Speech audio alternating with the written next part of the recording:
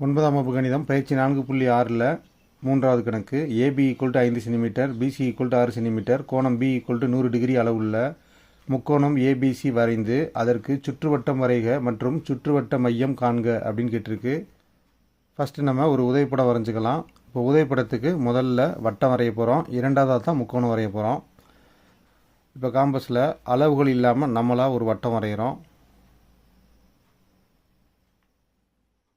இந்த வட்டத்தின் மீது 3 புள்ளியை வைக்கணும். இப்போ 1 2 3 இந்த 3 புள்ளியை இணைச்சா நமக்கு ஒரு முக்கோணம் கிடைக்கும். அப்போ இந்த கணக்கில் ஏபி அடிப்பக்கமாக கொடுத்துருக்கு. அப்போ ஏபி அடிப்பக்கம் 5 சென்டிமீட்டர்.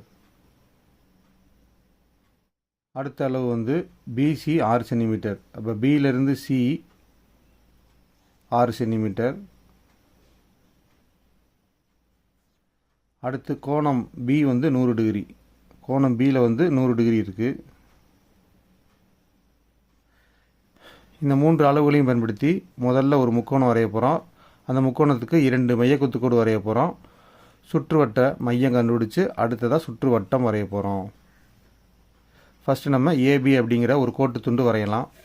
இப்போ ஏபிங்கிற ஒரு கோட்டு துண்டு வரைகிறதுக்கு 5 சென்டிமீட்டர் அளவு எடுக்க போகிறோம். ஸ்கேலில் 0 கிட்ட ஒரு புள்ளி வைக்கிறோம், 5 கிட்ட ஒரு புள்ளி வைக்கிறோம். இந்த 2 புள்ளியை இணைச்சா நமக்கு 5 சென்டிமீட்டர் அளவுள்ள கோட்டு துண்டு கிடைக்கும்.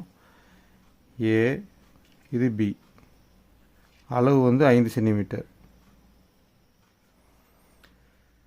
அடுத்து 100 டிகிரி கோணம் கொடுத்துருக்கு, 6 சென்டிமீட்டர் வில்லு கொடுத்துருக்கு. இந்த இரண்டில் எதை முதல்ல வரையணும் அப்படின்னா கோணத்தை தான் முதல்ல வரையணும், இரண்டாவதாக தான் இந்த வில்லு வரையணும். அப்போ 100 டிகிரி கோணம் எடுக்க போகிறோம். உங்களுக்கு தெரியும், இந்த பாய்மணியில் ஹரிசாண்டல் லைன், வெர்டிக்கல் லைன், இந்த 2 லைனும் சந்திக்கிற இடம் தான் இந்த பாய்மணியோட புள்ளி இங்கே இருக்கும். இப்போ பிங்கிற புள்ளி மேலே இந்த பாய்மணி புள்ளியை கரெக்டாக வைக்கணும். அதே நேரத்தில் நம்ம வரைந்த கோட்டு துண்டை இந்த பாய்மணியோட கிடைநிலை கோடு மறைக்கணும். இந்த மாதிரி கரெக்டாக பாய்மணியை வச்சுட்டு தான் நம்ம கோணம் குறிக்கணும். பொறுத்த வரைக்கும் இந்த சைடு கோட்டு துண்டு இல்லை, இந்த சைடு தான் இருக்குது. அப்போ கோட்டு துண்டு இருக்கிற சைடில் இருந்தால் நம்ம கவுண்டிங்கை ஆரம்பிக்கணும். அப்போ 100 டிகிரி கவுண்ட் பண்ணுறதுக்கு 0லேருந்து ஆரம்பிக்கணும். 0லேருந்து 10, 20, 30, 40, 50, 60, 70, 80, 90, 100. அப்போ 100 வர்ற இடத்துல நம்ம ஒரு புள்ளி வச்சுக்கணும். இப்போ பாய்மணியை ரிமூவ் பண்ணிடணும். இப்போ நம்ம பிங்கிற புள்ளியையும் இந்த பாய்மணி புள்ளியையும் இணைக்கணும்.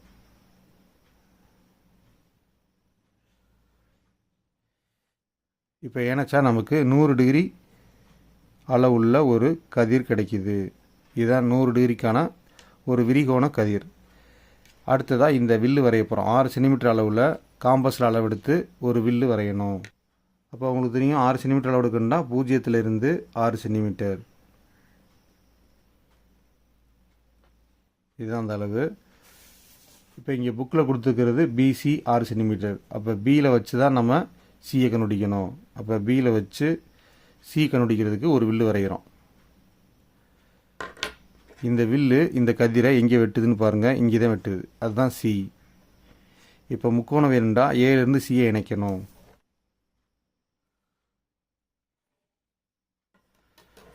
இப்போ நமக்கு ஒரு முக்கோணம் கிடச்சிருச்சு.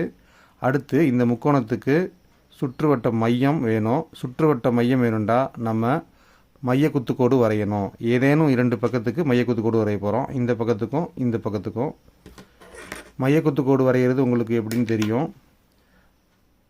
எந்த பக்கத்துக்கு மையக்குத்துக்கோடு வரைய போகிறோமோ அந்த பக்கத்துக்கு மோர் தென் ஆஃப் எடுத்துக்கணும். 3/4 பங்கு அளவு எடுத்துக்கணும்.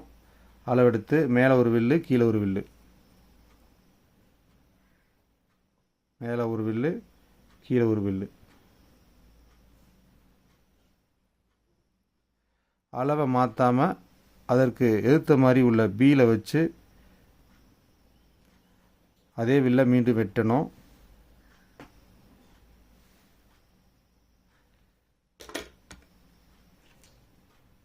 இந்த 2 வில்லும் ஒரு இடத்துல வெட்டிக்கும், அதுதான் வெட்டும் புள்ளி. இந்த வெட்டும் புள்ளியை இணைச்சா நமக்கு மையக்குத்துக்கோடு கிடைக்கும்.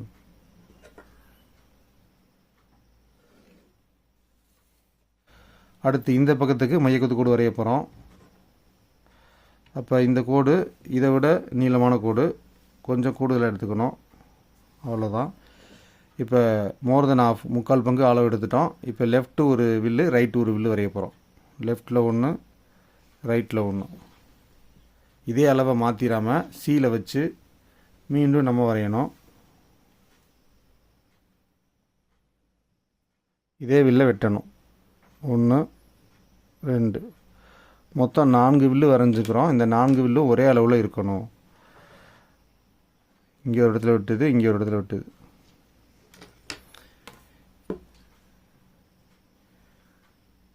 இப்போ இது ரெண்டையும் இணைக்க போகிறோம். இப்போ இந்த 2 மையக்குத்து கோடுகளும் ஒரு இடத்துல சந்திக்குது. இதுதான் அந்த இடம். அப்போ மையக்குத்து கோடுகள் சந்திக்கிற இடம் வந்து எஸ். இதுதான் இந்த முக்கோணத்தின் சுற்றுவட்ட மையம். அப்போ சுற்றுவட்ட மையம் எஸ் கண்டுபிடிச்சாச்சு. அடுத்ததாக நம்ம இந்த மையத்தை வச்சு சுற்று வட்டம் வரைய போகிறோம். இப்போ இந்த எஸ்ஸில் வந்து ஊசியை வச்சுக்கணும்.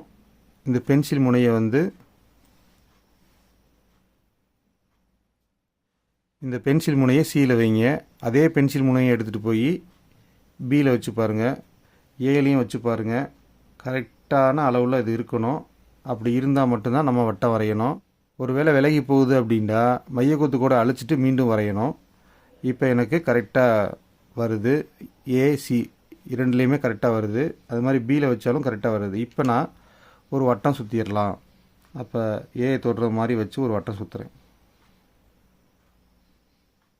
கரெக்டாக சியை தொடணும்.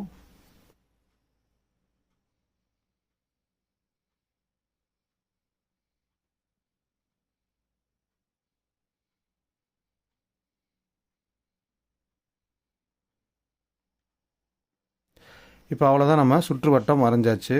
இப்போ நம்ம எழுதும்போது சுற்றுவட்ட மையம் எஸ் ஆகும் அப்படின்னு எடுத்து எழுதணும்.